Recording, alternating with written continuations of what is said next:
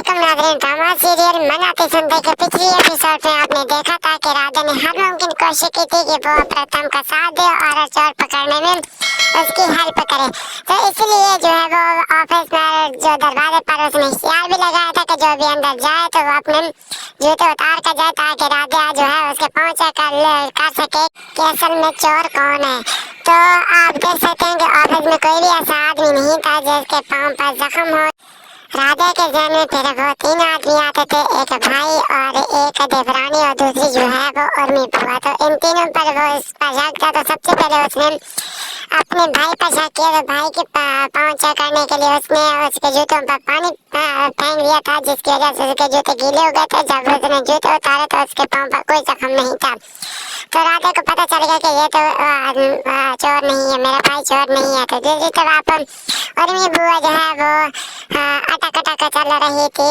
तो राधा के जन्म में ये शक आया कि क्या यही चोर है, इसके पाँव चेक करने पड़ेंगे। तो उसके पाँव चेक करने के लिए राधा ने उर्मी को पुकारा और मुखातिब किया कि आप ये अटक अटक क्यों चल रही हैं। तो राधा को उर्मी जवाब देती है कि नहीं, मैंने जूते नहीं पहने तो ये मुझे तंग कर रहे हैं, इसलिए जो है मैं अटक अटक चल रही हूँ। तो उसके पाँव चेक किए तो उस पर भी कोई जख्म नहीं था। तो फिर जो है एकता मित्तल जो है वो बच जाती थी। उसके जूते जब पाँव चेक करने जाती हैं तो उसके पाँव पर जख्म होते थे। हालांकि यकीन भी नहीं होता था कि एकता मित्तल ये चोरी करेगी।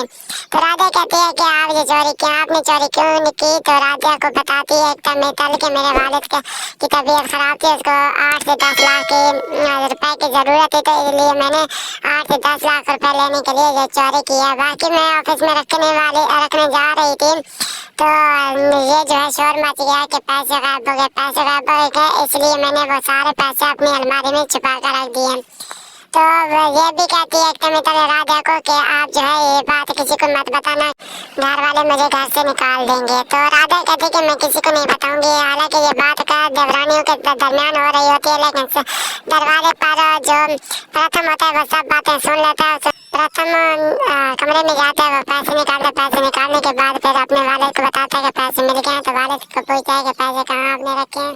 प्रथम वालिद को बताता है कि मैंने एक जगह पर पैसे रखे थे लेकिन मैं वो भूल गया था, इसी वजह से अब याद आया और अब मैं लेकर आ गया। तो वालिद कहता है कितनी बड़ी रकम आप कैसे भूल सकते हो, इतनी लापरवाही कैसे कर सकते हो, 1 करोड़ की रकम थी, कोई थोड़े से पैसे तो थे नहीं।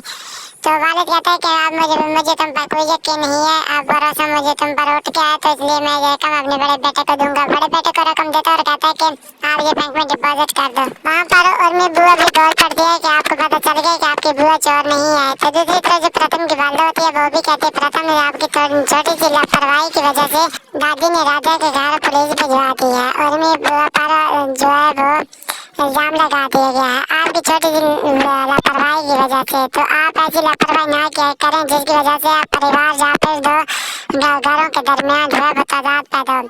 तो दूसरी तरफ जो है वो राधा सोच रही होती है कि प्रथम जो है ऐसे झूठ क्यों बोला कि पैसे मैं कई जगह पर रखे थे और मैं भूल गया हूँ। तो ये सोच में होती है और प्रथम जो है वो वहाँ से नाराज होकर चला जाता है। आगे क्या होगा ये देखने के लिए आप मेरे YouTube चैनल बाबा के शहजादा को कीजिए सब्सक्राइब, मेरी वीडियो को कीजिए लाइक और शेयर ताकि हर आने वाली नई वीडियो आप तक बार बार पहुँचती रहे। शुक्रिया।